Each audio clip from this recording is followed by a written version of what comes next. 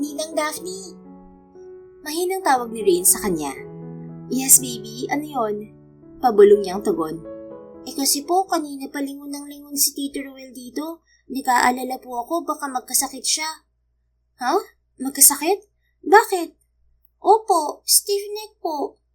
Natawa si Daphne. Napalingon siya sa kinaroroonan ni Ruel at huling-huli niyang nakatingin nga ito sa kanila. Tinaasan niya ng kilay ang lalaki.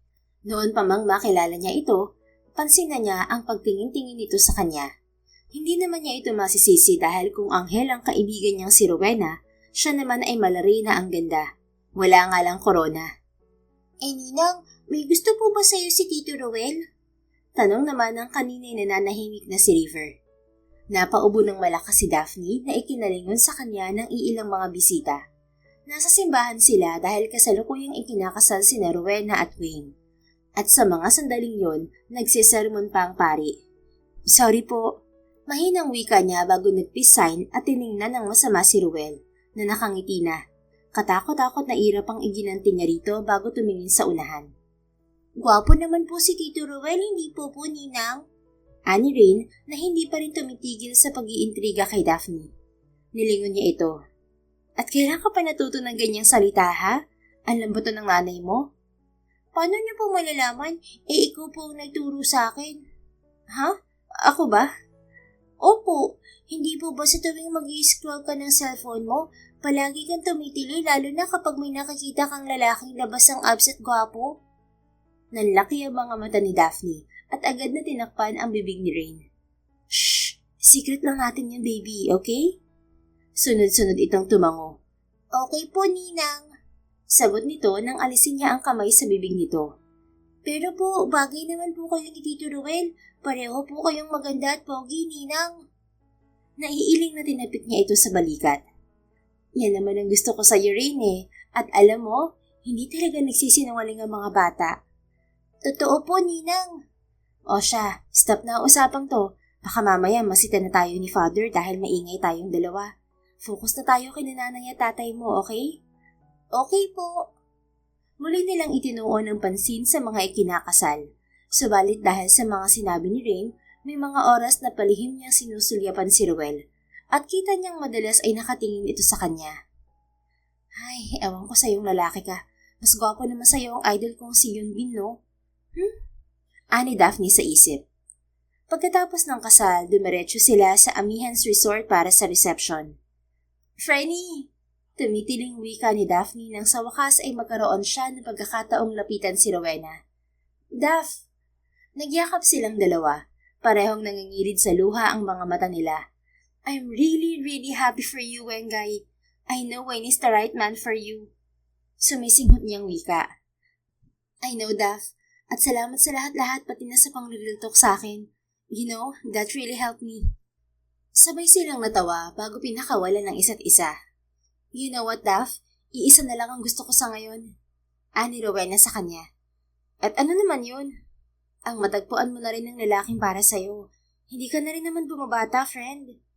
Sus, pinaalala pa talaga ang edad ko. Oo na, ikaw na tong may dalawang chikiting at ako ang wala pa. Natawa si Rowena. Hindi naman sa ganon, pero alam kong pinipressure ka na rin ni na tito at tita. Sus, hayaan mo sila. Wala naman silang magagawa kung hindi pa ako makahanap eh. Napalingon si Daphne kina Wayne. Kausap nito si Ruel at ang ilan pang kalalakihan. Sumulyap sa kanya si Ruel kaya madali siyang bumaling kay Rowena. Nakita niyang abote nga ang ngiti nito. What? May halong inis na tanong ni Daphne sa kaibigan. Franny, I could see how you look at him. Mukhang hindi magtatagal, susunod ka na rin sa akin ah. Ano raw, Wengay? Tumigil ka nga dyan. Anong tumigil? Gwapo naman si Ruel. At saka hindi man siya kasing yaman ni Wayne, but he is now the CEO of Mataliban Shopping Malls. Buti nga tinanggap niya ang promotion niya. Nabawasan ng trabaho ng asawa ko kasi gusto ni Wayne na bumawi sa aming mag-iina. Di si Ruel na best employee at instant CEO. Oo naman, wala naman tatanggi sa promotion and he's earning millions annually as he got promoted. Although nagsisimula pa lang siya as CEO, pero sabi ni Wayne may ipon na yan for the future. Girlfriend na lang ang kulang, Franny. Di lalo ngayon na top earner na siya ng Monteliba, no? Sa payaman na yan, girl. Ano naman, Alam mo namang hindi ako tumitingin sa yaman lang. Kahit basahan pa ang damit niya o mahirap pa siya sa daga, basta mahal ko, mahal ko. Napabuntong hininga si Rowena. I'm sorry, alam ko naman yun. Siyempre nag-aalala lang ako sa'yo. I know, and it's okay, Wengay. Matanong nga kita, Daph, ano ba talagang hanap mo sa isang lalaki, ha? Kasi sa buong durasyon ng pagkakaibigan natin, 2 beses ka palang nagka-boyfriend. Kaya naiintindihan ko si na tito at tita kung bakit sila nag-aalala sa'yo. Sa inyong 4 na magkakapatid, ikaw na lang ang single at 31 ka na po. Sus, di bahala ng tumandang dalaga. Problema ba yun? At least may mga pamangkin naman ako at inaanak. Katwiran mo talaga, Daph. Iba pa rin ang may sariling anak, no? Kasi naman wala talaga akong magustuhang lalaki. Pinagmasdan siya ng matagal ni Rowena. Teka, huwag mong sabihin sa akin ano ka. Anong ano ako? Natomboy ka, friend. What? Bulalas ni Daphne kasabay ng pagtawa ng malakas. Hoy, umayos ka. Makareact wagas. Saway sa kanya ni Rowena na naningkit ang mga mata. Magsabi ka nga ng totoo. Nagbago na ba ngayon ang preference mo? Kasi naalala ko, hindi ba ikaw ang may pakana ng mga adult things na dinala ko mula Davao? Yun ba ang dahilan? Oh God, stop right there, Wengay. Dahil hindi nagbabago ang preference ko. Isang malalim na buntong hininga ang pinakawalan nito. Mabuti naman kung ganun, kasi wala namang problema sa akin kung iba na ang type mo ngayon. Ang importante lang, magsabi ka. Ay nako, wala akong sasabihin dahil wala namang nagbago. Tumitili pa rin ako sa mga lalaking may abs. Okay, sinabi mo yan kaya naniniwala naman ako. Dapat lang dahil straight pa rin ako, okay? Ikaw talaga kung ano-anong naiisip mo, Wengay. Para single lang at the age of 31, tomboy agad? Hindi pwedeng hindi pa nakakahanap ng soulmate? Mana lang ako sa'yo, Daph, kaya naisip ko na baka ganun ka na. Napahagiki siya. Oo na, pero Ninang, may tumatawag po sa phone mo. Putol ni Rain sa iba pang sasabihin ni Daphne. Iniabot nito sa kanya ang kanyang cellphone na ipinahiram niya rito. Gusto raw kasi nitong maglaro ng dress up. Thanks baby. Sino ba to? Napakulot ang noo niya nang makitang ang mommy niya yon. Sino yan, Daph? Tanong ni Rowena. It's mom. Sagutin mo na, baka importante. Tumango si Daphne at dahil hindi naman masyadong maingay ang paligid, kaya doon na rin niya sinagot ang tawag ng ina. Mom? Anya. Daphne? Basag ang tinig na wika nito sa kabilang linya. Bigla siyang kinabahan. What is it, Mom? May nangyari po ba? Ang daddy mo. Anong nangyari kay daddy? Inaatake na naman ang sakit niya. Umuwi ka na, hinahanap ka niya. What? Sige po, uuwi na ako. Nanginginig ang mga daliri ni Daphne nang pindutin ng end button. Hindi rin niya napigilan ang mga luhang unti-unting pumatak sa magkabila niyang pisngi habang nakatitig sa kawalan. Uy, ano nangyari, Daph? Agad na tanong ni Rowena sa kanya. Suminghot siya at bumaling dito. Si Daddy. Hindi na niya naituloy ang sasabihin at tuluyan na napaiyak. Agad siyang niyakap ni Rowena. Tahan na, Daph. Magiging okay rin ang lahat. Hinagod nito ang kanyang likod. Nagkaka-episode na naman ba siya? Hindi na bago sa kanila ang ganoong sitwasyon. May cardiac arrhythmia ang ama ni Daphne. At nagkakaroon ito ng mga episode kapag na-overstress. Ayon sa doktor, hindi ito ganoon kalala at naaagapan naman. Ngunit last year pa yon, ang hindi alam ni Daphne kung sa kasalukuyan ba ay ganoon pa rin ang lagay nito. Hindi rin kasi niya natatanong ang kanyang ina tungkol sa bagay na yon dahil abala sila ni Rowena sa kanilang online business apparel. Mas namago pa yon kaya ay nilipat na nila ang Sinag and Seda Studio sa mall ni Wayne. May ilang branches na yon around NCR at Laguna. Hindi nga nakadalo ang magulang niya sa kasal ni Rowena dahil masama ang pakiramdam ng ama. Nagpaabot na lamang ang mga ito ng regalo sa bagong kasal. Pwede bang umuwi na ako? Tanong niya sa kaibigan. Noon ay umuupa ng bahay si Daphne na walking distance lamang kay Rowena. Pero mula nang naging stable na ang negosyo nilang magkaibigan at nagkaroon sila ng pwesto sa mall, ay umuwi na ang dalaga sa bahay ng mga magulang sa Madrigal Farm. Of course, pero hindi ko pwedeng magmaneho ng ganyan ang emosyon mo. Sagot ni Rowena. I know, magta-tricycle na lang siguro ako. No, Daph, pahatid na lang kita kay... May problema ba? Tanong ni Wayne na lumapit sa kanila. Inaatake kasi ng sakit niya ang ama ni Daff, baby. Sagot ni Rowena. Ganun ba? Oo, kaya sabi ko hindi siya pwedeng magmaneho. Tama ka naman. Ako na lang maghahatid sa kanya. Presinta ni Wayne. Naku, wag na. Kasal niyo at ayoko namang sirain ang moment niyong to. Isa pa, may tricycle naman dyan sa labas. Mabilis na tanggi ni Daphne. No, baka pag-interesan ka pa ng kung sino dyan. Ni Wayne. May gagawin ba si Ruel? Tanong ni Rowena. Wala naman. Parang narinig ko ang pangalan ko. Ni Ruel na bigla na lang sumulpot mula sa kung saan. May ganoon itong ugali at hindi alam ni Daphne kung siya lamang bang nakakapansin niyon. Yes, Ruel. Pwede mo bang ipagmaneho si Daphne ng kotse niya? Ni Rowena. No, I'm fine, Mangay. I can manage. Pigil ni Daphne dito. Okay, saan ba? Wika naman agad ni Ruel. Nakangiti na naman. Sa kanila, may emergency lang. Sagot ni Rowena. Sige, no problem. Tara na. Baling sa kanya ni Ruel. Hindi na nakatanggi pa si Daphne dahil na rin kina Wayne at Rowena. Ayaw naman niyang pag-alalahanin ang mga ito. Saan ba ang sa inyo? Tanong sa kanya ni Ruel nang nasa highway na sila. Tumingin siya dito. Mga 1 oras mula rito. Malapit lang pala. Hindi sumagot si Daphne. Iniisip pa rin niya ang sinabi ng kanyang ina dahil kapag inaatake ng sakit ang kanyang ama, hindi naman siya nito hinahanap. What changed now? Bakit niya ako hinahanap? Tanong niya sa sarili. May sinasabi ka, Daphne? Napabaling siya kay Ruel. Pasulyap-sulyap ito sa kanya. Can't you just focus on driving? Mataray niyang wika. Oh, okay. Ikaw tong salita ng salita dyan tapos akong tatarayan mo. Nakaramdam naman siya ng hiya sa narinig. Sorry, it's just that I'm worried. Why? Something happened? Huminga ng malalim si Daphne. Yeah, my dad. Oh, I see. Is it serious? I don't know. May cardiac arrhythmia si Dad at may mga pagkakataong nagkakaroon siya ng tinatawag na episodes, kaya hindi na bago ang ganito. But I think this time it's different. Ang sabi kasi ni Mommy, hinahanap niya ako. Dati ba, hindi? Yes, at minsan lang naman siya daanan ng episode. Kaya, umiling si Daphne. Hindi ko alam ang iisipin ko pero kinakabahan ako. Tumango-tango si Ruel. Well, ganun talaga kapag mahal mo ang isang tao. Siguro nami-miss ka lang ng daddy mo. I hope so, Ruel. I hope so. Don't worry, magiging maayos din ang lahat. Hindi sumagot si Daphne. Tumingin lang siya sa kanilang dinaraanan. Madilim na sa mga sandaling yun kaya mas lalo siyang nabahala. Alam din kasi niyang may katigasan ng ulo ng kanyang ama. At tiyak na hindi na naman umubra ang pakiusap ng ina niya rito.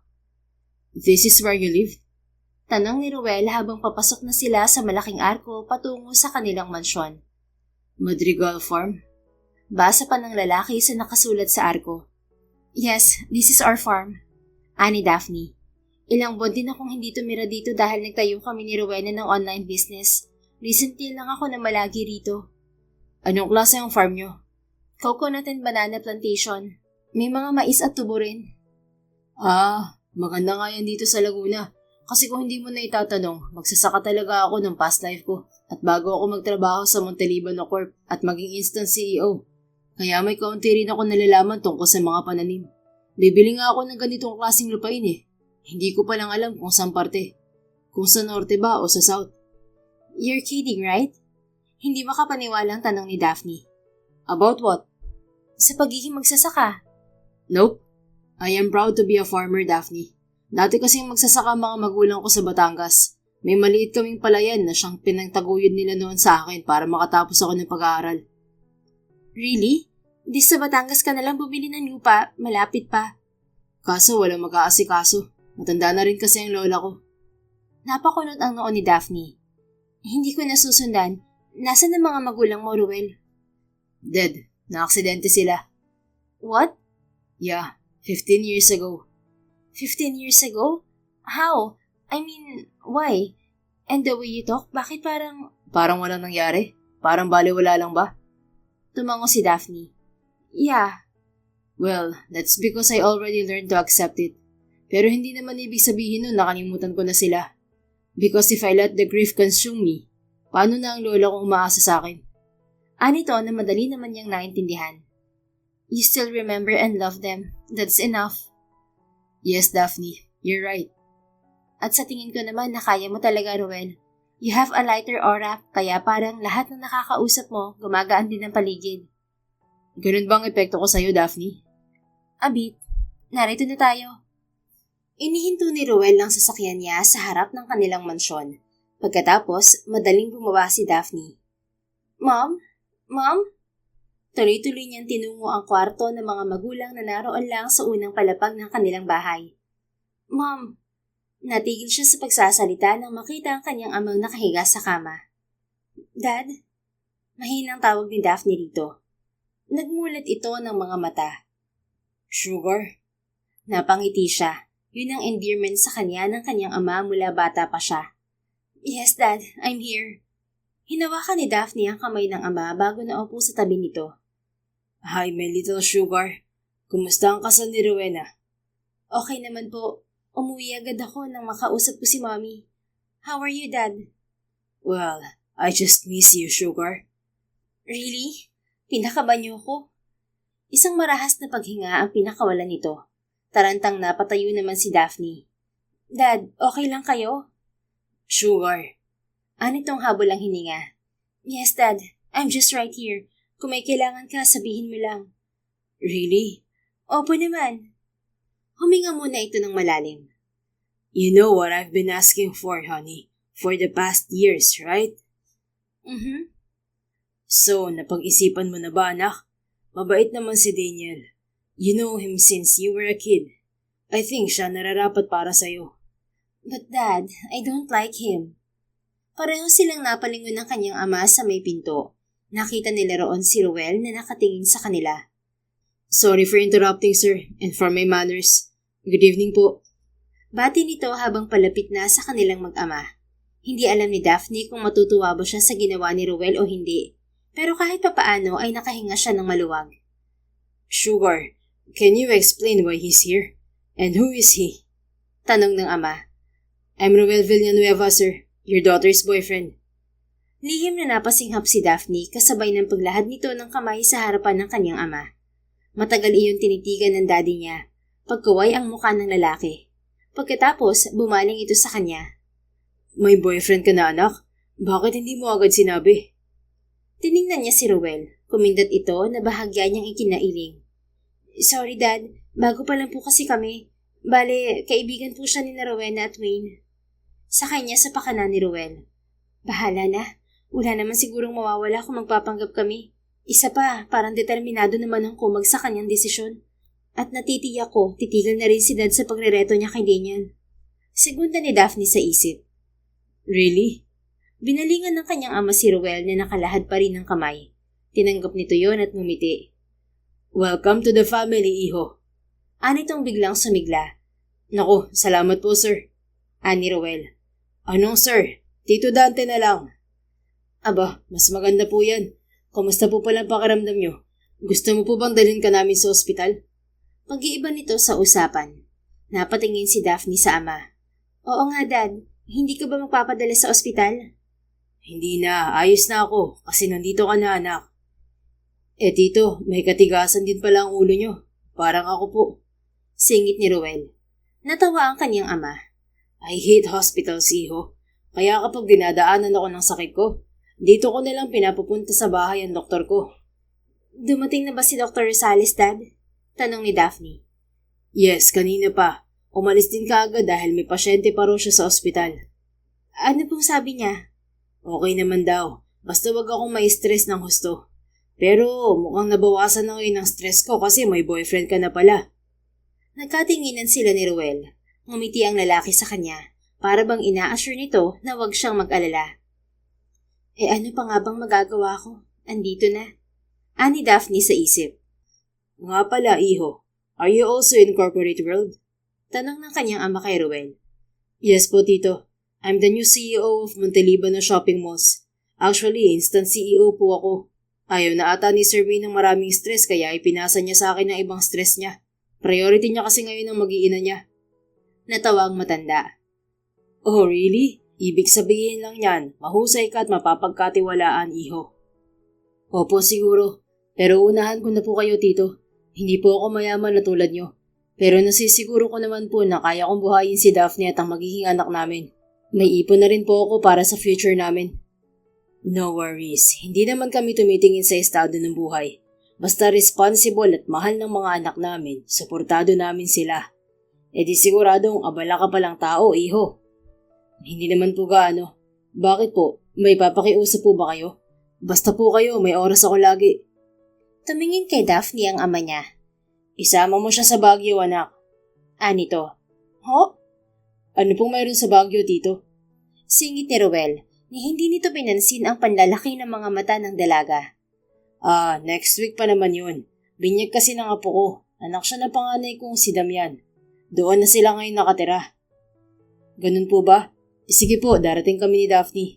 Di ba, sweetheart? Umakbay pa si Ruel sa kanya. Alanganin siyang ngumiti. Yes, Dad. Kung okay lang kay Ruel. It's settled then. Masayang anang ama. Kita na lang tayo next week, iho. But of course, welcome na welcome ka palagi rito. Thank you, tito. Hindi na rin po ako magtatagal. Gabi na rin po. At kailangan nyo nang magpahinga. Paalam ni Ruel. Oo nga pala. Paano ka pala uuwi? Iniwan mo ang kotse mo sa resort. Ani Daphne. Magta-tricycle na lang ako. Ang maigi pa siguro, dito ka na magpalipas ng gabi, iho. Yun kung ayos lang naman sa'yo. Alok ng kanyang ama. Aba, hindi ko po tatanggihan yan. Ang totoo po kasi medyo pagod na rin ako. Tumulong po kasi ako sa kasal ni Rowena kanina. Ha? Huwag na, Ruel. Ipapahatid na lang kita sa driver namin. Nandiyan naman si Mang Lando.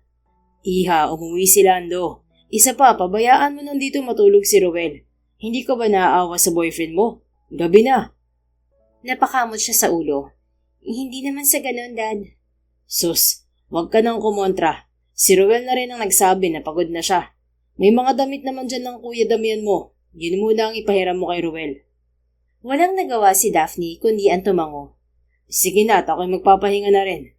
Nga pala, doon mo na rin patulugin itong si Ruel sa kwarto ng kuya mo. Okay, Dad. Nasaan pala po si Mommy?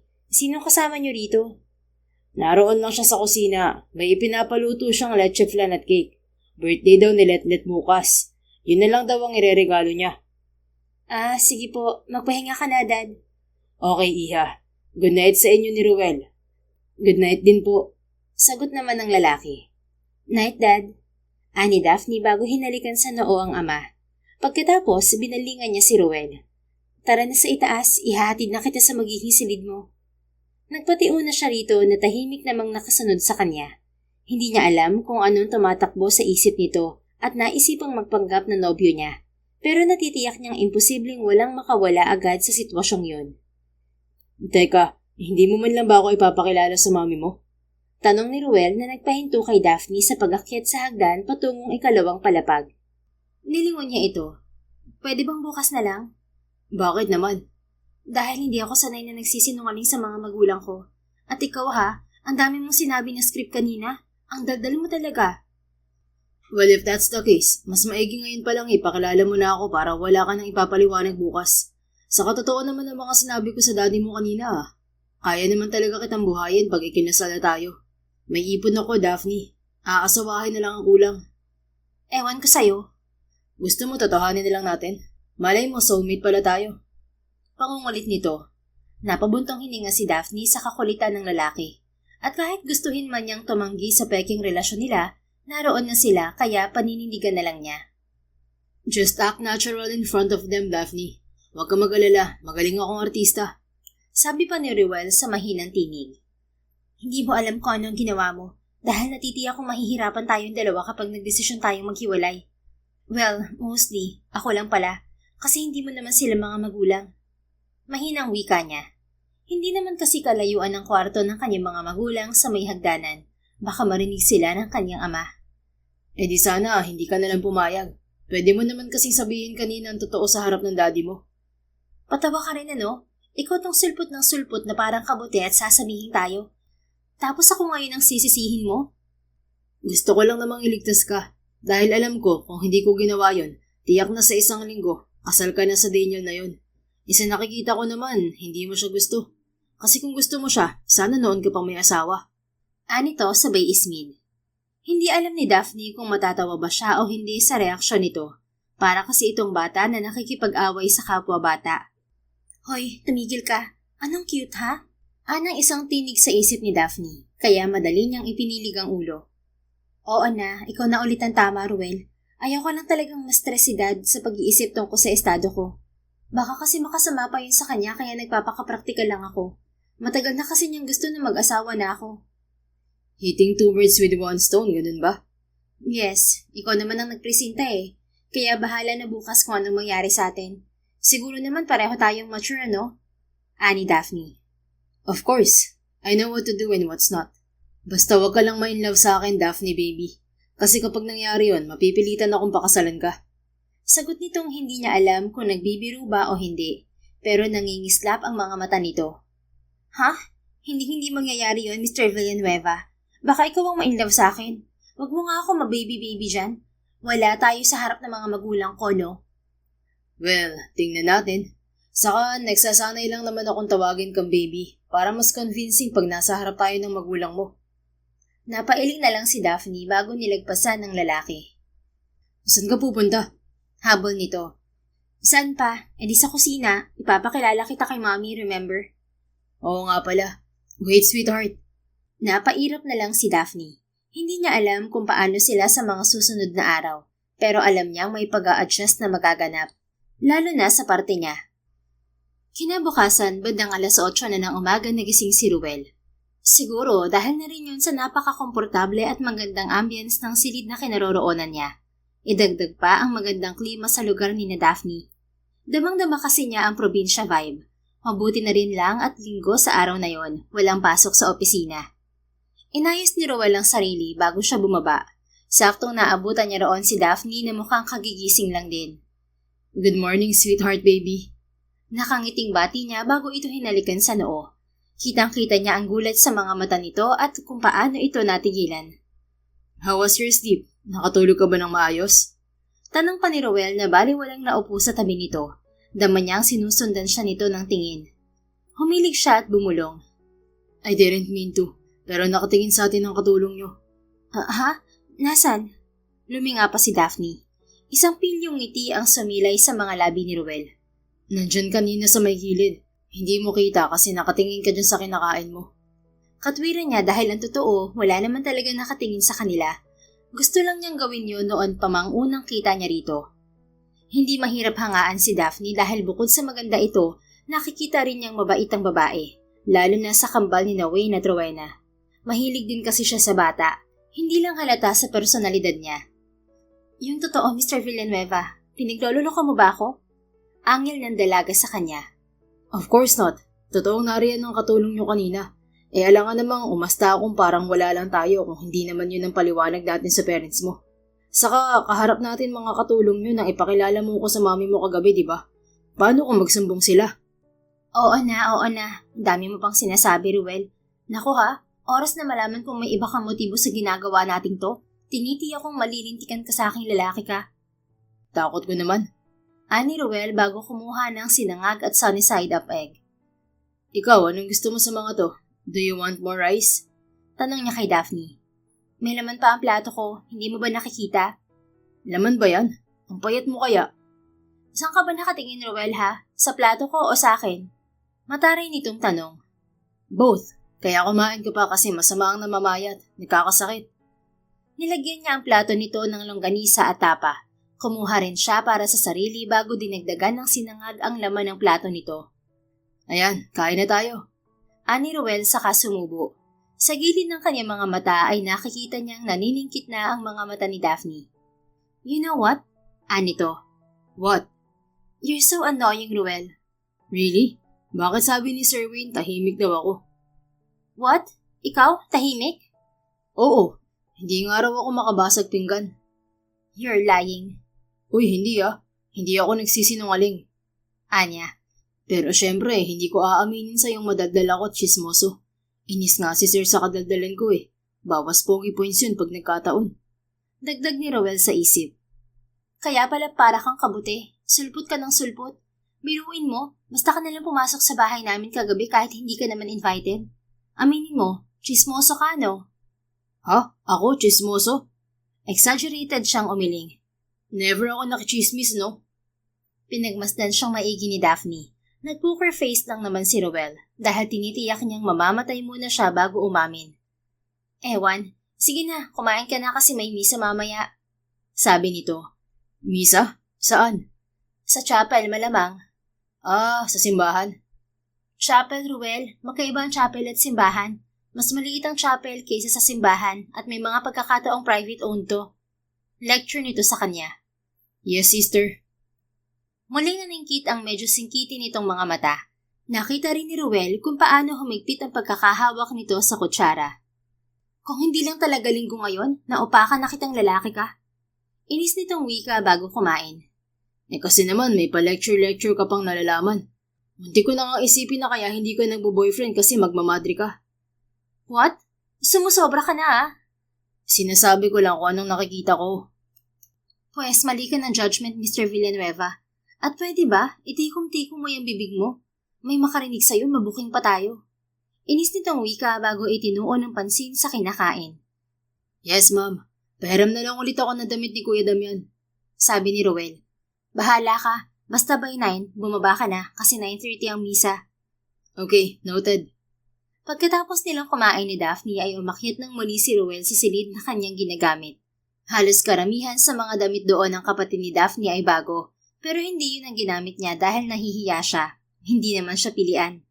Naligo lang si Ruel at nagbihis din agad. Pagkatapos, bumaba na rin siya.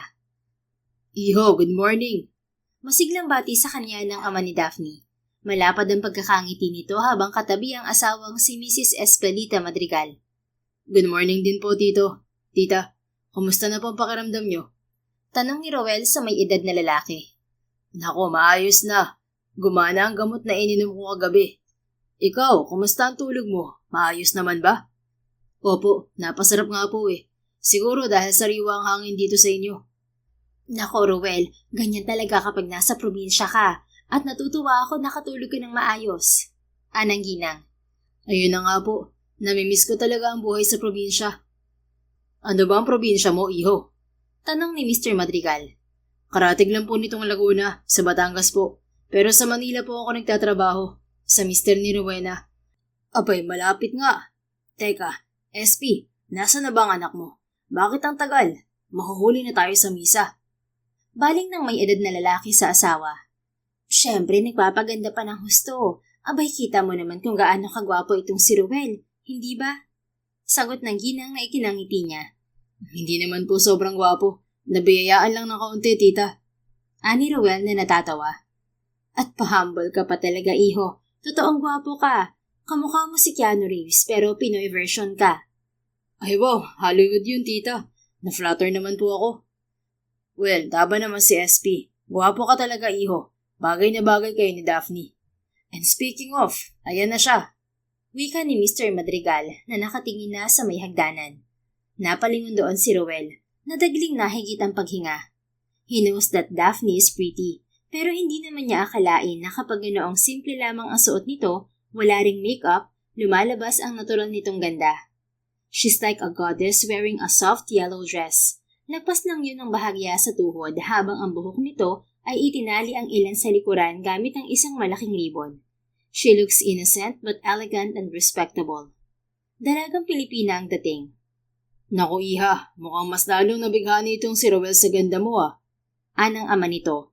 Naubo siya at madaling nilapitan ang dalagang nasa huling baitang nasa ibaba ng hagdan. You're gorgeous, sweetheart. Malambing na wika ni Rowel bago ito hinalikan sa pisngi. Kagyat itong namula at nag-iwas ng tingin. Let's go. Anito. Ngumiti siya. Of course. Inaaraw niya ang siku rito. Kumabit naman doon si Daphne at masuyong inalalayan hanggang sa makasakay sila sa kotse nito. San ba naroon ang chapel nyo? Tanong niya nang palabas na sila sa bakuran ng mansyon. Just follow my parents' car. Okay. Namayani ang mahabang katahimikan sa pagitan nila hanggang sa hindi na nakatiis si Ruel. Ganyan ka ba talaga, Daphne? Ha? Yung palagi kang tahimik. Hindi ka naman ganyan kanina. Pangit ba ang suot ko? Ano? Hindi Bagay na bagay nga sa'yo ang napili mong kulay. Yeah, match tayo. Medyo matingkad lang ang pagkakulay yellow nitong polo ng kuya mo. Oo nga. Sa gilid ng mga mata ni Ruel ay nakita niyang tumango si Daphne. So, bakit ka nga tahimik kung hindi tungkol sa suot ko ang iniisip mo? Usisa niya. Wala lang, gusto ko lang manahimik. Talaga? Hindi naman siguro to tungkol sa paghalik ko sa'yo kanina, hindi ba? Hindi yun ang iniisip ko. Saglit itong binalingan ni Ruel. Hey, relax. Parang ang defensive mo naman. Hindi ako defensive, okay? Sadyang minsan ayaw ko lang magsalita. Ibig sabihin, nagustuhan mo ang ginawa kong paghalik sa'yo kanina. Anong nagustuhan? Hindi rin. Ouch! Ang sakit naman nun. Kinapapa ni Ruel ang kanyang dibdib. Grabe, ang galing mo rin ng artista. Siyempre, wala namang feeling sa paghalik mo kanina. For a show lang naman yun, no? Paliwanag ni Daphne. Siya naman ang natigilan. Pagkuway tumango-tango. Oo nga pala. Nagkukunwari nga pala tayo. Sabi ni Ruel makalipas ang ilang sandali. Bakit? Nakalimutan mo na ba? Nope, I remember it. Loud and clear, ma'am. Really, Mr. Villanueva?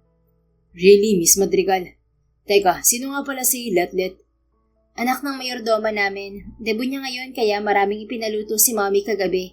Nga pala, sabi niya mag-uwi ka raw ng leche flan at ilang ulam na rin. Natawa si Ruel. Aba, tamang-tama yan para may pasalubong akong nasyawi kay Lola. Shawi? Oo, as in Ate Shawi o Sharon Cuneta. Hindi mo ba alam ang meaning nun? Balutin mo ako. I get it. Natawa si Daphne. Yun nga, uso pa rin pala yun dito sa inyo. Of course, kahit saan namang parte ng Pilipinas hindi yan nawawala. Sabagay, may sapin-sapin ba kaya at kutsinta? Saka puto? Aba, ayos ka rin magsasyaro na, Mr. Villanueva. Nagtatanong pa ng iba. Abusado. Si Ruel naman ang natawa. Paborito ko kasi yun, pati ni Lola. Okay. Mamaya sabihan ko si Namanang. Tiyak na nag-order na si Mommy kasi hindi rin niya nawawala sa handaan sa amin. Grabe, ang bait ng mga magulang mo, ano? Kaya siguro mabait ka rin. Aha?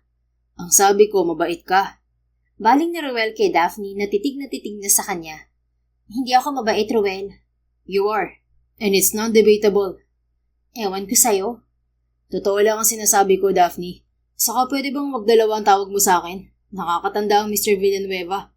Ruel na lang lagi pwede. O pwede ring honey. Sagot ni Ruel bago inihinto ang sasakyan, kaya di na nakapangatwiran ng dalaga. Tingin niya, hindi naman sila lumabas ng Madrigal Farm. Malaki rin ang chapel na nasa harapan nila at natitiyak na niyang ang pamilya ng dalaga ang nagpagawa niyon. Andito na po tayo, sabi ni Ruel nang balingan ang dalaga. Oo na. Napakunot ang noo niya. Kinakabahan ka ba, Daphne? Kasi makikilala ka ng lahat. Oh, ano naman? Ngayon pa lang kasi ako nagsama ng lalaki sa Sunday Mass namin at tiyak na iisipin nilang seryoso na tayo. Sus, yun lang ba? Let them think what they want to think. Ang importante, naririto ako para alalayan ka. Tumango-tango si Daphne. Okay, tara na dahil malapit na magsimula ang misa. Okay, let's go, sweetheart. Masiglang bumaba si Ruel ng sasakyan para alalayan si Daphne. At sa buong dorasyon yata ng misa, nakatingin ng lahat sa kanila. Pero hindi yung tipong nagtataka, kundi nasisiyahan. Dahil siguro sa wakas, iniisip ng mga itong nakita na ni Daphne ang the one nito. At siya yun. Mabilis na dumaan ng isang linggo. Subalit tila ba isang buwan na yun para kay Ruel. Although pinangatawan na naman niya ang pagiging boyfriend ni Daphne. Pero ang hindi ito makita sa nakalipas na isang linggo ay parang torture sa kanyang damdamin. Hindi naman siya ganoon dati. Subalit nang maranasan niyang makasama ang dalaga sa loob ng halos isang araw, parang nag-iba ang lahat. Parang mas lalo pang lumalim ang pagtingin niya rito. Kahit na madalas siyang tarayan nito kapag sila lang, para sa kanya ay napaka-cute niyon. Mas lalo tuloy siyang nabibighani rito. Mas lalong umiigting ang kagustuhan niyang mas makilala pa ito ng husto. Apo, may date ka ba? Tanong ng kanyang Lola Magda nang silipin siya nito sa kanyang kwarto. Wala naman po, Lola. Hindi ba nasabi ko na sa inyo na aakyat akong Baguio? Ay, oo nga pala. Sino nga kasama mo? Si Daphne po, yung kaibigan ni Rowena. Bakit parang hindi ka mapakali dyan sa salamin? Type mo ba siya? Natawa si Roel. Parang alam ko na kung saan ako nagmana ng pagiging chismoso, la. Bulong niya sa sarili. Anong sabi mo, Apo? Wala po, la. Ang sabi ko, type ko nga po siya. Ay, talaga apo. Nagliwanag ang mukha ng kanyang lola. Opo la, pero saka ko na lang siya ipapakilala sa'yo kapag nakadiskarte na ako ng maayos. Aba, ay huwag kang babagal-bagal apo. Wala yata sa mga Villanueva ang mahina ang loob.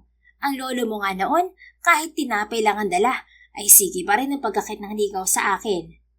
At hindi naman kayo nagpakipot la. Hindi sa ganun apo. Nagpakipot pa rin naman ako dahil tiyak na palo sa puwit ang aabutin ko sa tatay ko kapag ura-urado kong sinagot ang lolo mo. Yun, nakahintay naman siya at ipinakitang mahal talaga ako. Kaya sinagot ko na rin kalaunan. Tapos nabuo si tatay at ako na ang sumunod. Oo, ay siya, tama na ang kwento at baka mainit na tong si Daphne na sinasabi mo. Saan mo ba siya susunduin? Sa BGC po la. Kasabay kasi siya ng kanyang mga magulang lumuwas. Tapos nililipat na lang siya sa sasakyan ko dahil sasabay sa mga magulang niya ang pamilya ng kanyang ate na nakatira dito sa Maynila. Ganun ba? Ay siya, sige na, lumarga ka na. Thanks la, tuloy na ako. Niyakap ni Ruel ang kanyang lola at hinalikan ito sa noo. Ingat apo. Opo la. Tuloy-tuloy na bumaba si Ruel at tinungo ang parking lot. Ang kanyang Ford Raptor ang sinakyan niya. Malapit lang naman ang subdivision nila sa may BGC kaya madali lang siyang nakarating doon. Siguro wala pang 30 minuto ay dumating na sina Daphne. Hi sweetheart. Hello po tito, tita. Bati niya sa mga ito. Hello rin iho. Kumusta ka naman? Anang ginang. Ayos naman po. Kayo po? Mabuti rin naman. Sagot ni Mr. Madrigal. Nga pala, gagawin mo bang flower shop ang bahay namin, iho? Tanong nito. Ho? Napatingin si Ruel kay Daphne. Natitig na titig naman din sa kanya. Hindi niya mabasa ang nilalaman ng isip nito, maliban sa kapansin-pansin ang pangingislap ng mga mata nito.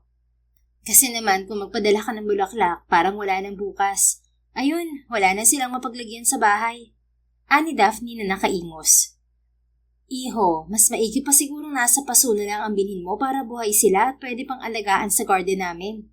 Sabi ni Mrs. Madrigal na nakangiti. Napangiti rin si Ruel. Nako, sige po, tatandaan ko po yan. Sige na, Sugar, lipat ka na sa kotse ni Ruel. Parating na rin naman ang mga ate Diana mo. Ang pamilya naman ni na Dennis ay nauna na rin, kaya umuna na kayo sa amin. Anang ama nito. Sige dad, mom, una na kami. Humalik si Daphne sa mga magulang bago bumaba ng sasakyan, bit-bit ang may kalakihan nitong shoulder bag. After you. Ani Ruel at inilahad ang kamay sa kanyang sasakyan. Hindi rin niya nakalimutang magpaalam sa mga magulang ni Daphne bago ito sinundan. Hep, ako na. Awat niya nang bubuksan na nito ang pinto ng passenger seat. Ewan, oo na. Inalalayan niyang makasakay ang dalaga sa kanyang Raptor. Pagkaway mabilis siyang umikot patungo sa driver's seat at sumakay roon. Ready ka na? Tanong pa niya sa dalaga. Mukha ba ako magpapaiwan? Pagtataray nito. Sabi ko nga. Pinindot muna ni Ruel ang kanyang cellphone na konektado sa Bluetooth ng kanyang sasakyan. Pumailan lang sa ere ang isang maharot na tugtog na sinabayan niya ng pagbuhay sa makina ng sasakyan. Hoy, ang ingay! Angil ni Daphne. Yun talaga ang purpose ng tugtog na to, para hindi ako makatulog. Humalukip-kip na lamang ito at tumingin sa labas ng bintana. Nagkibit lang ng mga balikat si Ruel at habang nagmamaneho, sinasabayan pa niya ng maharot na tugtugin. Nanatili namang tahimik si Daphne sa kanyang tabi. Mabuti na lang at nagpatugtog siya. Kahit papaano, hindi siya natuyuan ng laway. Nasa T-Plex na sila nang mapansin ni Ruel na hindi mapakali si Daphne. May problema ba? Hindi na nakatiis na tanong niya nang makitang umiwi ito sabay hawak sa tiyan. Wala naman. Are you sure? Bakit parang pinagpapawisan ka? Ha? Mainit ba? Chinek niya ang lamig na lumalabas sa aircon pero sakto lang naman yun. Hindi, ayos lang talaga ako, Ruel. Hindi siya sumagot pero pinakiramdaman niya ang dalaga. Jeez. Mahina ang wika nito makaraan ng 10 minuto. Ano ba talaga nangyayari, Daphne? Masakit ba ang tiyan mo? Ani Ruel na bahagya pa itong binalingan. Umiling ito bago tumango. Ano namang ibig sabihin yan? Naguguluhang tanong niya sa babae. May masakit nga sa akin pero hindi tiyan. Ano? Puson. Puson? Bakit? Sa gilid ng mga mata ni Ruel ay nakita niyang kinagat nito ang pang-ibabang labi. I think meron ako. Kagyat na nagsalubong ang kanyang mga kilay. Meron? Anong meron? Meron nga. Ano ang meron? Yung Jesus. Ano? May bata ba sa tiyan mo? Sure ako na hindi akong ama niyan. Hindi. May regla ako. Naintindihan mo na ba? Natigilan si Ruel pagkaway mariing pinagdikit ang mga labi. Nagets din niya ito sa wakas. Ayaw niyang matawa dahil normal naman yun sa mga kababaihan. Teka, malakas ba ang period mo? Tanong niya. I think so. Medyo malayo pa tayo sa stopover at gasoline station. May isa pa ring problema, Ruel. Ano? Wala akong dalang kahit na ano dahil nasa kabilang sasakyan ng maleta ko. Ay, oo nga pala. Paano na yan? Hindi ko rin ouch! Nababahalang napatingin si Ruel sa katabi. Tigil na muna ako sa emergency laybay. Anya. Pero wala pa rin akong gagamitin. Irregular din kasi ako kaya hindi ako nagdadala sa bag ko ng napkin. Napaisip sandali si Ruel. Hindi ba dati naman, tela lang ang gamit nyo? Ganun si inay eh. Doon yun, Ruel. Iba na ngayon. Alangang gamitin ko ang panyo. Ang nipis nun.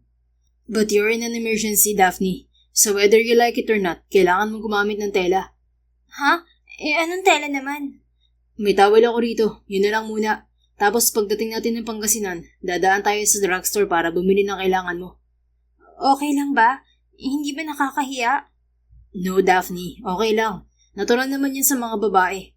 Wait, ayun, may laybay. Igilid ko lang tong sasakyan. Hindi na nakatanggi pa ang dalaga nang ihinto niya ang kanyang sasakyan. Kagyat niyang binuksan ang kanyang traveling bag at ibinigay ang towel kay Daphne. Hindi na rin nila makita ang sinasakyan ng magulang at kapatid ni Daphne para kunin ang maleta ng babae sa sasakyan ng mga ito. Nauna na ang mga ito kanina sa kanila at napakalayo na ng distansya nila. Kailangan mo rin ba ng shorts or boxers?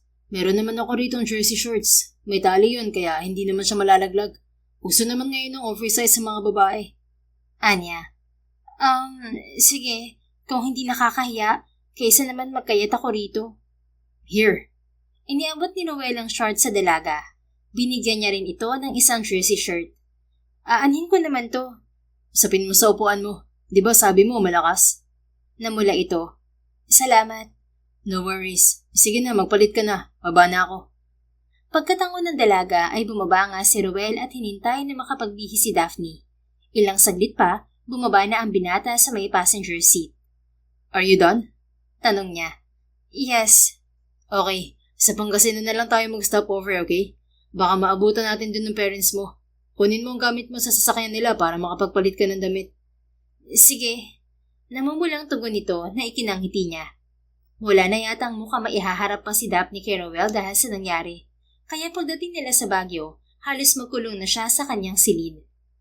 Daphne, anak, kakain na mamaya. Masama pa rin ba ang pakiramdam mo? Anang kanyang mommy. Idinahilan niyang masama ang pakiramdam niya kaya hindi na siya ginambala pa ng mga ito pagdating nila roon ni Ruel. Subalit nakadarama naman siya ng inggit dahil dinig niya ang tawanan ng mga ito sa pangunguna ng lalaki. Isa kasi sa mga asset ni Ruel ang pagiging mapagbiro nito at palatawa. Kaya naman pansin niyang mabilis na nakasundo ito ng kanyang pamilya. Mahusay itong makisama sa totoo lang. Daphne, tulog ka pa rin ba? Untag ng kanyang ina. Labas na lang po ako kapag nagutom ako, Mommy. Sagot niya. Sige, basta magsabi ka lang kung masama ang pakiramdam mo, ha? Opo. Nang marinig ni Daphne ang papalayong yabag ng kanyang ina, isang malalim na buntong hininga ang pinakawalan niya. Napatitig siya sa kawalan habang pilit na inaanalisa ang nararamdaman.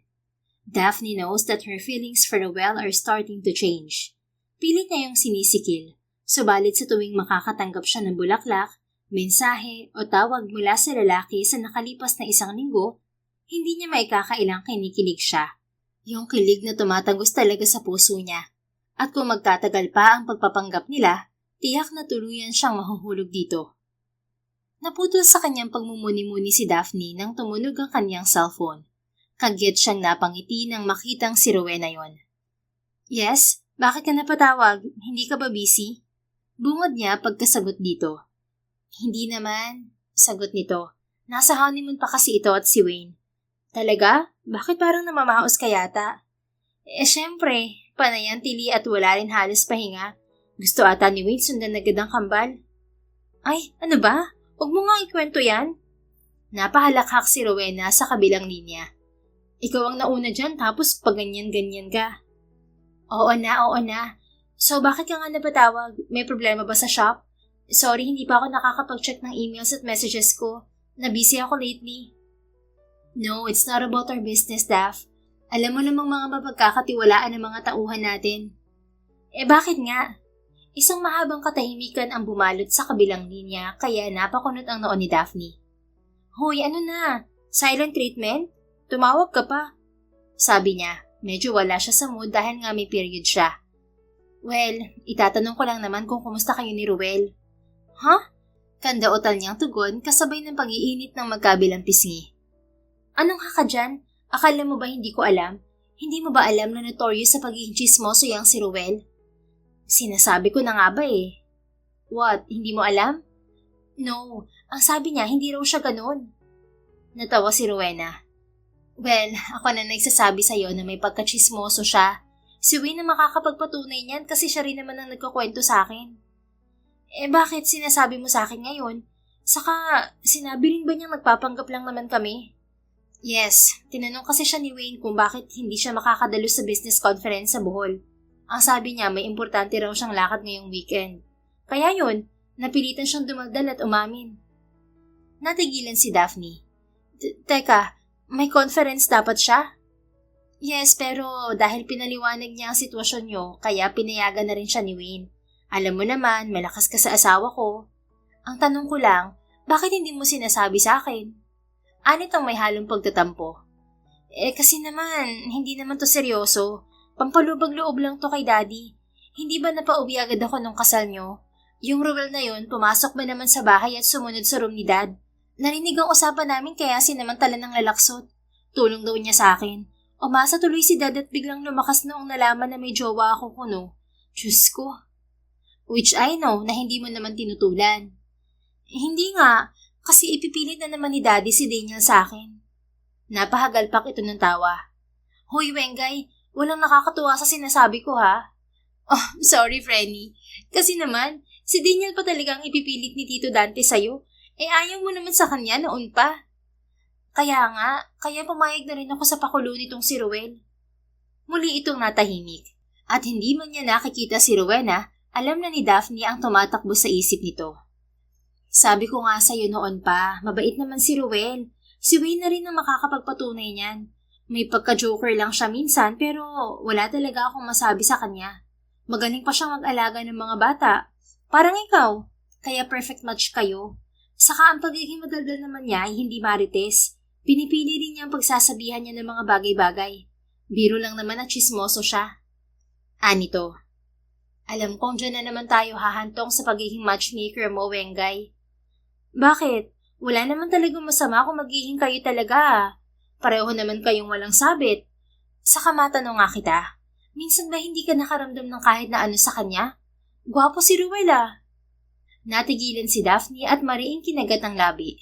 Kung aamin siya kay Rowena, tiyak na gagawa ito ng paraan para maging sila ni Ruel.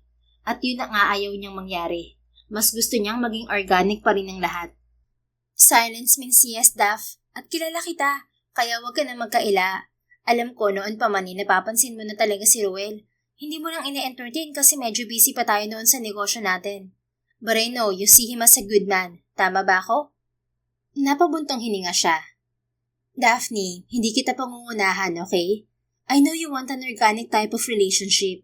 Hindi mo gusto ang reto-reto. Kaya nga ayaw na ayaw mo sa mga nirereto ni Tito Dante eh. Pero kung may nararamdaman ka kay Ruel, I'll assure you na hindi kita pakikialaman. I will just be here for you, hoping for a great outcome. Okay ba yon? Wika pa rin ito. Oo na nga, booking mo na eh. Aamin na ako, may kaunti na talaga. Kasi naman, sweet din talaga siya. Maalaga, maalalahanin, mabait, may pakisama at nasa kanya mga katangian ng lalaking type mo. Ano? Oo, kainis ka naman, Wengay. Bakit alam mo? Napahagikik ito. Para sabihin ko sa'yo, Frenny, 2 dekada na tayong magkaibigan. Kaya nga pati pag-utot mo, alam ko na. Hoy, grabe ka. Well, bawian lang yan, Daph. Nire-real talk mo ko noon, remember? Ah, ganon. Natawa itong muli. Yes po, kaya enjoy ka lang. Enjoy your company together. Pagkatapos, balitaan mo ako sa isang araw kung ano ang naging ganap dyan sa Baguio, okay? Napailing si Daphne. Oo na, pag uwi ko, puntahan ko pala ang mga inaanak ko. Namiss ko sila bigla. Ako rin nga eh. Ngayon lang naman ako nalayo sa kanila ng ganito katagal. But anyway, para hindi mo sila mamiss, gumawa ka na rin ng sayo. Ay bruha, sige na, baka mamaya abala na ako sa honeymoon nyo. Oo na, basta balitaan mo ko ah. Ikaw naman yata ang chismosa, wengay eh. Humalakhak ito bago ini-off ang kabilang linya. Nangingiting naiiling na lang si Daphne bago humiga sa kama. Masakit pa rin talaga ang puso niya kaya mamaya na lang siya bababa kapag okay na siya. Pasado 10:00 na ng gabi nang magising si Daphne. Nakaramdam kasi siya ng pananakit ng tiyan pero hindi dahil sa cramps, kundi gutom siya. Tumayo siya at pabasta lang sinuklay ng mga daliri ang buhok. Tiyak na tulog na ang mga kasama niya kasi maaga sila bukas papuntang simbahan. Tuloy-tuloy na nagtungo si Daphne sa kusina. Agad niyang binuksan ng ref pagdating doon at naghanap ng makakain. Nakakita naman siya ng lechong manok, salad, pinunag, strawberry cake, grilled pusit, buttered seafood at ang paborito ng daddy niyang pinikpikan. Isa sa mga traditional dish ng Baguio at Cordillera region. Inilabas ni Daphne ang lechong manok, salad, shrimp at cake. Tama na to. Anya at walang pakialam na naupo sa ibabaw ng kitchen counter. Doon na niya nilantakan ng mga pagkaing inilagay niya sa isang plato matapos iyong i-reheat sa microwave. Sarap na sarap siya sa pagkain nang biglang may kumalabit sa kanya. Ay, halimon na bakla! Bulalas niya sabay baling sa likuran. Ikaw na naman kabuti ka? Mahinang asik niya rito. Pareho lang pala. Magsalita o kulbitin ka, magugulit ka pa rin. Natural, alangan namang matuwa ako kung mag-isa lang naman ako dito. Ay nako, nagsusungit ka na naman. Dahil ba meron ka? Naubo si Daphne. Agad naman siyang inabutan ni Ruel ng tubig. Okay ka lang, Daph? Paano ako magiging okay sa lagay na to, Aber? Kung ano-anong pinagsasasabi mo. Inirapan niya ito bago ipinagpatuloy ang pagkain. Dama naman niyang nakasunod ang tingin nito sa bawat kilos niya. Ano, kung ano man ang gagawin mo, gawin mo na. Huwag mo akong panoorin, Ruel. Kasi naman, ginugutom ako sa itsura mo ng pagkain. Lalo tuloy kumulo ang tiyan ko. At bakit naman? Kasi hindi pa ako kumakain. Hinihintay talaga kita. Pinipilit nga ako ni na tita kumain kanina pero sabi ko wait na lang kita. Sagot nito bago binuksan ng ref. Ha? Hinihintay mo ko? Pero parang puno ka naman ng energy kanina sa pakikipagdaldalan kina daddy. Siyempre, pampalakas ko ang dumaldal eh. Pero hindi ako kumain kanina para may makasama ka ngayon. Kumuha ito ng pinggan at nagsimula na rin pumili ng pagkain. Pagkatapos, sumalampak na rin ito ng upo sa tabi niya. Hindi malaman ni Daphne kung anong mararamdaman sa mga sandaling yon. Basta ang alam niya, parang may mainit na kamay na humaplos sa kanyang puso. Dahilan para bumilis ang tibok niyon. Do you like strawberry cake? Pagbubukas ni Ruel ng usapan, tumingin siya rito. It's your family's favorite. Talaga? Oo. Favorite ko rin yun eh. How about the food? Ano ang favorite mo? Anything naman. Hindi naman ako pilian. Same. How about fave color? Napatigil si Daphne sa pagsubo at kunot noong nilingon ng katabi. What are you doing? Ha? Tumigil din ito sa pagmuya. Why are you asking those questions, Ruel? Wala lang. Masama ba? Kibit balikat nitong sagot. Pinagmasdan itong mabuti ni Daphne. Makaraan ng ilang saglit, bumuntong hininga siya. Any shade of green. Sagot niya sa tanong nito. Pardon? Anito. Hindi ba tinatanong mo ang favorite color ko? That's my answer. Blue naman ako syempre. How about movies? Mahilig ka ba sa K-drama o Hollywood? Both. Ikaw? More on Hollywood. Minsan Pinoy, basta maganda. Nagpatuloy sila sa pag-uusap na ang dating kay Daphne ay getting to know you stage sila. Hanggang sa hindi nila namalayang ubos na pala ang laman ng mga plato nila. Ako na. Ani Ruel nang tangka niyang huhugasan ng kanilang pinagkainan. Hindi ako na. No, maupo ka na lang or tumayo ka dyan sa tabi ko habang naghuhugas ako ng plato. Walang nagawa si Daphne, kundi ang sumunod dito. at hindi niya namalayang nakatitig lamang siya kay Ruel habang tuloy-tuloy ito sa pagsasalita na para bang hindi na uubusan ng sasabihin, kaya hindi na rin niya namalayang nakangiti na pala siya. May nakakatawa ba sa sinasabi ko, Daphne? Tanong nito. Ha? You're smiling, Daph.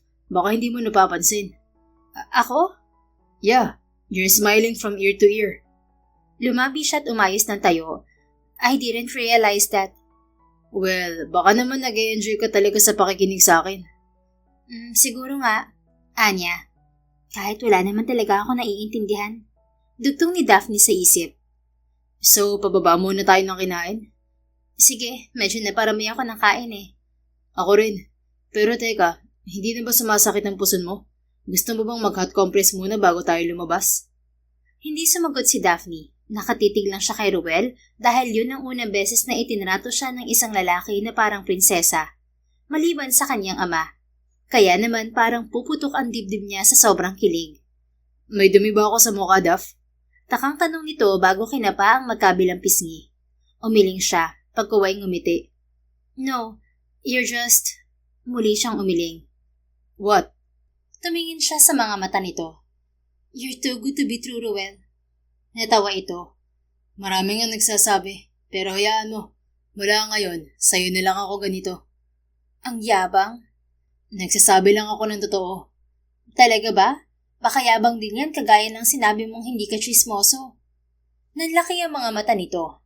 Hindi talaga. Hindi ako chismoso. Anito kasabay ng mariing pag-iling.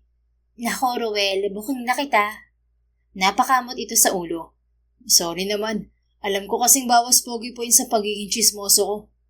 Napangiti si Daphne. Parang hindi naman. Parang asset mo pa nga. Talaga? Nagniningning ang mga matang tanong nito. Opo, halika na. Maglakad tayo sa labas. Safe naman dito. Yaya niya bago nagpatiuna sa lalaki. Okay, pero malamig sa labas, Daphne. Baka hindi mo kayanin ng lamig. Sumabay ito sa kanya, pero maya-maya lang din ay narinig niya itong tumigil. Hindi ito pinansin ni Daphne at tuloy-tuloy na naglakad palabas ng pinto.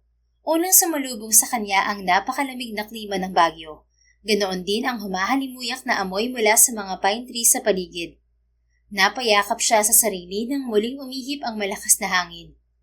Here. Ani Ruel na bigla na lang sumulpot sa likod niya. Ibinalot nito sa kanyang katawan ng isang blanket na may katamtamang laki. Muling natigilan si Daphne at napatitig sa mukha ng lalaki. Oh, may ginawa na naman ba akong mali? Umiling siya. No, wala. You just did everything right. Salamat, Ruel. Anyang para na namang tinatambol ang dibdib sa sobrang kilig.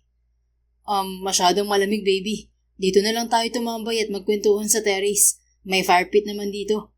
Sindihan ko lang. Kuha na rin ako ng kape para mas masarap ang kwentuhan natin. Anito na sinunod naman niya. Hindi niya alam kung kakayanin pa ba niya ang mga magagandang ginagawa ni Ruel na kahit mga simpleng gawi ang lakas magpakilig.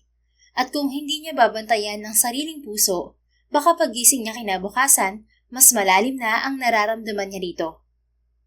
Pagkatapos ng binyag ng pamangkin ni Daphne ay nagbonding muna ang pamilya niya ng isang buong araw. Kompleto kasi sila kaya mas masaya, lalo't hindi nagpapahuli sa kakulitan si Ruel. At home ang lalaki sa harap ng kanyang pamilya, kaya ilang beses din silang tinukso ng mga ito. Kinukulit kung kailan ba raw sila ikakasal.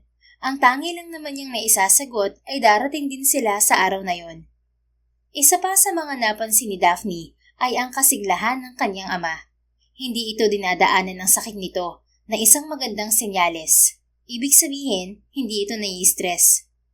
Saan mo pa gustong dumaan? Tanong ni Ruel habang sakay na sila ng sasakyan nito. Pabalik na sila ng Maynila dahil pareho silang may pasok. Ang kanyang mga magulang naman at mga kapatid ay puro nakabakasyon kaya magtatagal pa ang mga ito sa Baguio. Ikaw ba, Anya? Bibilhan ko ng pasalubong si Lola Magda. Kagyat na napangiti si Daphne. Talagang hindi mo siya nakakalimutan, ano? Oo naman, nadalawa na lang kasi kami. Kaya sa tuwing may pupuntahan akong lugar, kung hindi siya kasama, binibilan ko siya ng pasalubong. Bibili na rin ako ng maraming sariwang gulay sa madadaanan natin.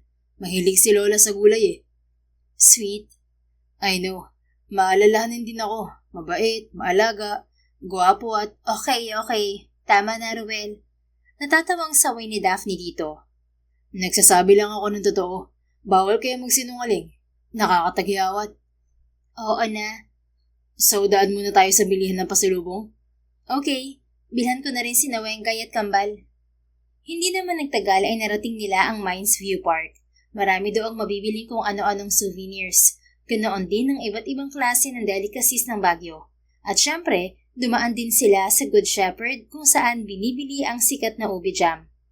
And for one last roll, tigil muna tayo rito. Bili din muna tayo ng kape. Ani Ruel nang ihinto sa parking lot ng Camp John Hay ang sasakyan nito. Mabilis itong bumaba at pinagbuksan siya ng pinto. Salamat. Pagka-order nilang dalawa, inilagay ni Ruel ang 2 coffee cups sa loob ng sasakyan nito. Iinumin daw nito yun mamaya. May tig-isa rin silang bitbit at iniinom habang naglalakad-lakad sa paligid ng Camp John Hay. Nga pala, bakit hindi mo agad sinabi sa akin? Tanong ni Daphne. Ang alin? Anito sabay baling sa kanya, na may business conference ka dapat. Napahinto ito sabay iling. Si Sir Wayne talaga. Bulong nito. Hindi si Wayne ang nagsabi sa akin, si Rowena. Tumango-tango ito.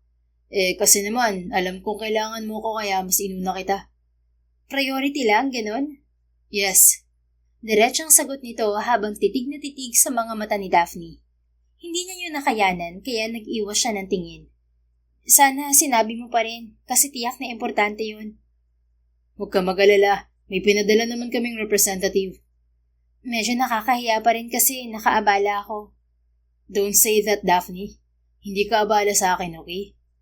Mariin niyang kinagat ang labi para kasing idinuduyan siya sa ere dahil sa lambing ng tinig nito. And the way he said her name, it was music to her ears. Walang imik na muling naglakad si Daphne. Hey, galit ka ba? Habol sa kanya ni Rowel. Ha? Bakit naman ako magagalit? Kasi hindi ka na umimik. Huminto si Daphne at hinarap ang lalaki. Pagkatapos, isang malalim na buntong hininga ang pinakawalan niya. Tell me honestly, Rowel, may gusto ka ba sa akin? Lakas loob niyang tanong. Halatang nagulat ito pero nakuha pa ring sumagot. Kung sabihin kong oo, magagalit ka ba? Iiwasan mo ba ako? Muling nawala ng imik si Daphne. Larawan kasi sa mukha ni Rowel ang kaseryosohan kaya nakadama siya ng panlalambot ng tuhod. Ito ang dahilan kaya ayaw ko magmadali. Anito sabay hinga ng malalim. Ang totoo, hindi ko alam kung paano ba ako puporma sa isang kagaya mo. Bakit naman? Because you're already established, Daphne. You have your own business with great family background. And sometimes, women like you choose a life away from relationships.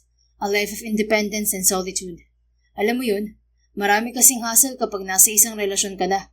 At minsan, yan ang inaayawan ng mga babae.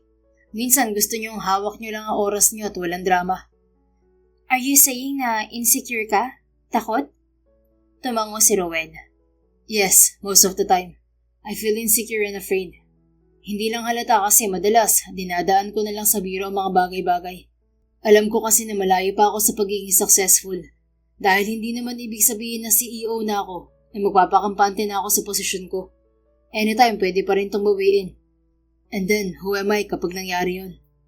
Umiling-iling to. Alam ko hindi ako dapat nag-iisip ng ganito, Daphne. Thankful naman ako sa mga Montelibano sa ibinigay nilang pagkakataon sa akin.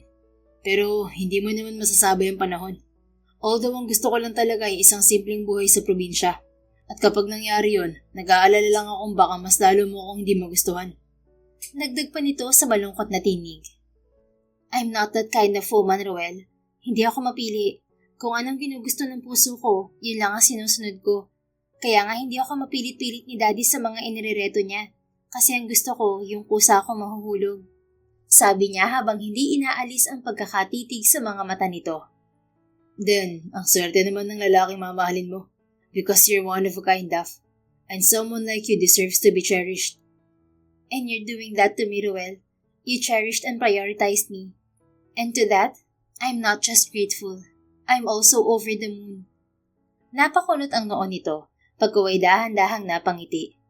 Ibig bang sabihin, pwede na nating totohanin ang lahat? Pwede na ba ako mandigaw? Malapad na napangiti si Daphne. Yes, Ruel. Let's try. Why not, diba? Pareho naman tayong single at nakikita ko na approve ka sa pamilya ko. And I'll make sure you fall even harder for me. Talaga? Yes, gusto ko ring ma-approve ako sa'yo sa lahat ng aspeto. Then, simulan naman ng dumiskarte. At nagkatawanan sila. Doon na nga nag-umpisa ang panliligaw ni Ruel kay Daphne. Kaya kapag nasa Maynila ang dalaga, madalas ay siya ang driver nito. Gaya ngayon. Himala, ano naisip ni Tito Dante at nagpa-check up? Tanong ni Ruel sa dalaga habang sakay sila ng kanyang kotse. Patungo sila sa ospital para dalawin ang ama nito. Kasalukuyan kasi nasa Manila si Daphne para sa nalalapit na pagbubukas ng Sinag and Seda Studio, ang apparel clothing line nito at ni Rowena. Hindi ko rin alam. Basta ang alam ko, mula nang umakyat tayo ng Baguio, biglang nag-iba ang aura ni Daddy. Sagot nito. Well, this is a good sign, right? Yes, excited na rin siyang makita ka. Pakiramdam ko nga mas anak ka pa niya eh. Natawa si Ruel. Si Tito Dante talaga. Parang hindi ako galing ng Laguna nung nakaraang linggo ah. Ewan ba kay Daddy? Palagi kanyang mukhang bibig. Mukhang paborito ka na niya. At nagsiselos ka naman. Of course. Tapos pag pupunta ako na Maynila, palagi niya akong pinababaunan ng pampasalubong sa'yo. Ang lakas mo talaga kay Dad. And I feel spoiled because of that. Pero alam mo rin bang may konting pananaghili talaga ako sa'yo? Ani Ruel na bahagya pang binalingan ng katabi. Bakit naman? Kasi may malaking ang pamilya. Alam mo na, kami na lang kasi ni Lola Magda ang mayroon ng isa't isa. Kaya isa rin sa mga pangarap ko ang magkaroon ng isang malaking pamilya. Hindi sumagot si Daphne kaya saglit itong nilingon ni Ruel.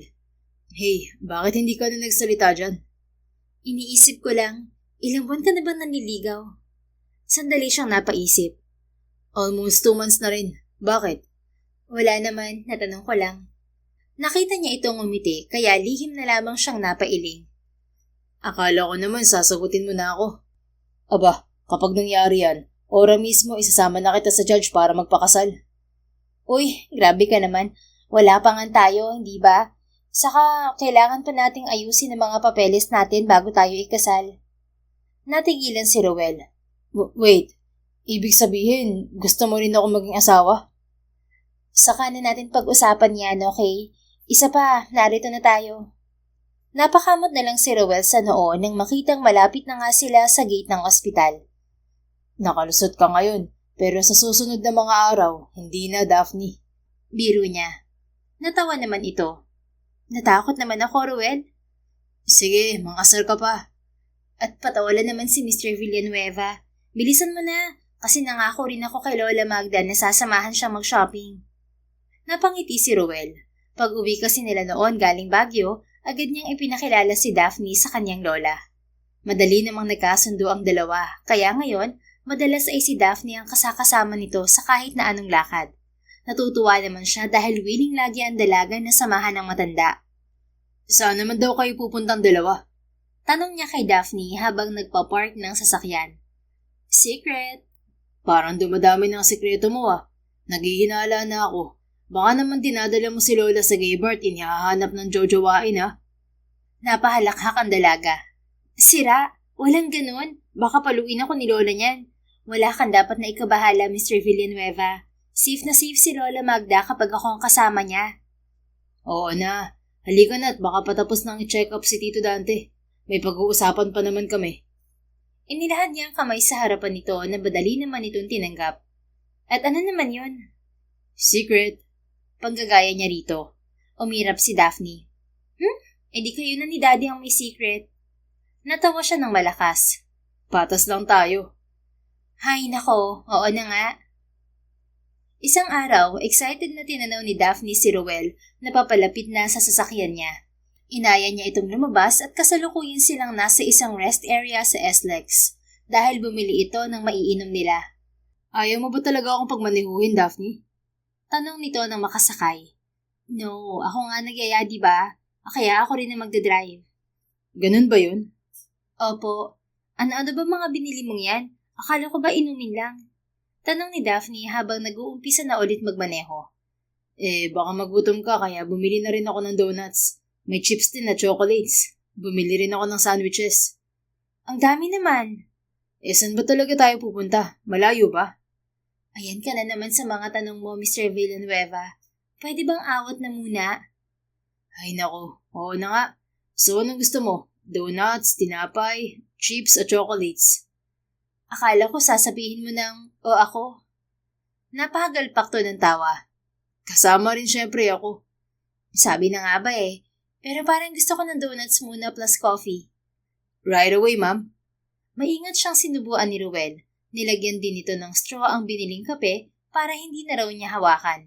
At ang mga ganoong pagkakataon ang nagpapatindi sa nararamdaman ni Daphne para dito. Simple lang naman lagi ang mga bonding nila. Simple ring mga date at gala. Pero lahat yon ay tumatatak sa puso at isip ng dalaga. Nagkukwentuhan lang silang dalawa habang nasa biyahe. Nang malapit na sila sa kanilang destinasyon, inihinto muna ni Daphne sa gilid ng daan ng kanyang kotse. Bakit tayo huminto, Daphne? Nandito na ba tayo?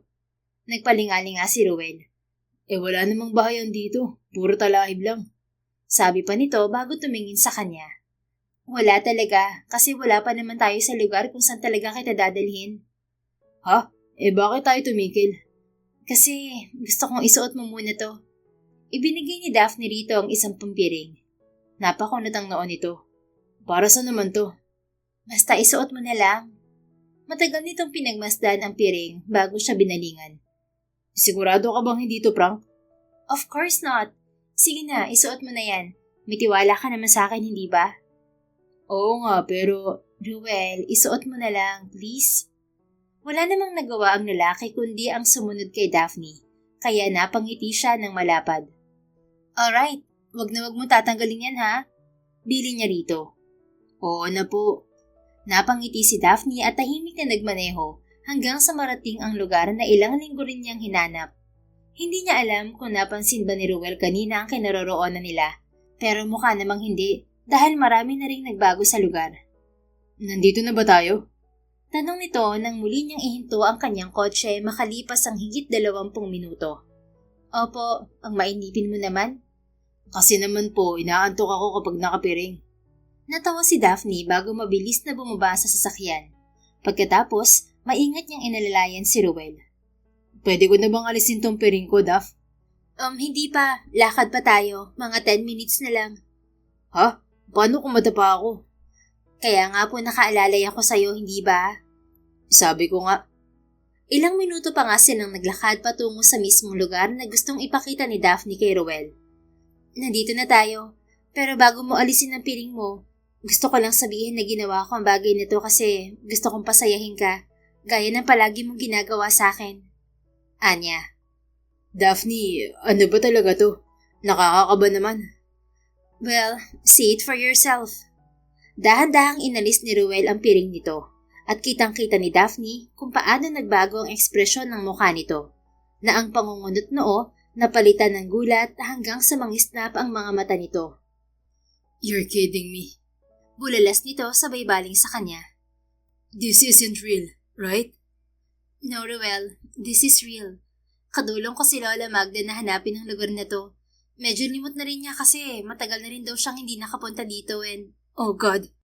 Nagulat si Daphne nang bigla na lang siyang yakapin ni Ruel. You don't know how happy I am right now. You deserve that, Ruel, because your heart never fails to care for the people you love. Kaya nga mula ngayon, aaligaan ko na ang puso mo. Dama niya ang paninigas ng katawan nito, hanggang sa unti-unti siyang pakawalan at pakatitigan sa mga mata. Anong ibig mo sabihin? Ngumiti si Daphne at masuyong hinaplos ang pisngi nito. I'm now officially saying yes to you, Ruel. We're now official. Talaga? Aha. Matagal ko na nga sanang gustong sagutin ka kaso naisip ko mga sinabi mo sa akin noon. Sabi mo gusto mo ng farm at simpleng buhay. Kaya hinanap ko talaga ang dati niyong lugar. Gusto ko rin kasing ipadama sa'yo kung paano i-prioritize. Gusto ko maramdaman mo na mahalaga ka sa akin. Na hindi ka lang basta pinili ng puso ko. Na may rason kung bakit masaya ako. At yun ay dahil sa'yo, Ruel. Madamdamin niyang pahayag. Oh, Daphne. Niyakap siya nito ng mahigpit kasabay ng paghikbi. Hindi ko alam kung paano kita pasasalamatan sa lahat ng to.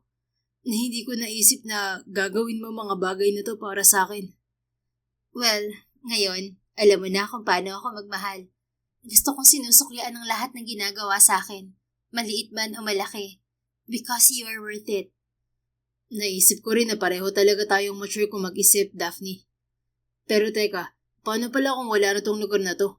Sa pagkakatanda ko kasi noong bago ko dalhin si Lola sa Maynila, ipinagbili na to nung nakabili sa amin.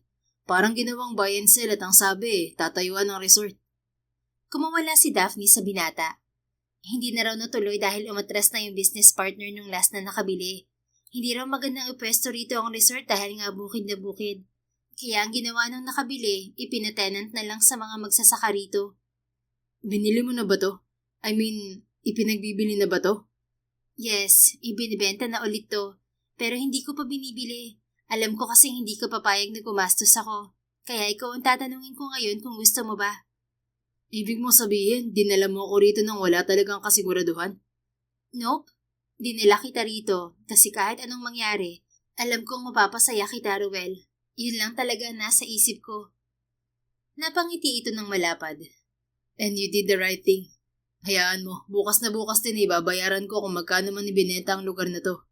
I remember, my parents used to plant anything here. Mula palay, iba't ibang root crops, gulay at mais. Basta mapagkakakitaan, itinatanim nila. And since sa Manila ako nag-college, hindi ko na masyadong nasundan ng lahat. Hanggang sa mga aksidente nga sila at wala naman akong pagpipilian kundi ang ibenta to para makabayad kami sa utang. At may maipang simula kami ni Lola sa Maynila. You just made me feel loved and contented. Thank you, Daphne. Thank you. I love you.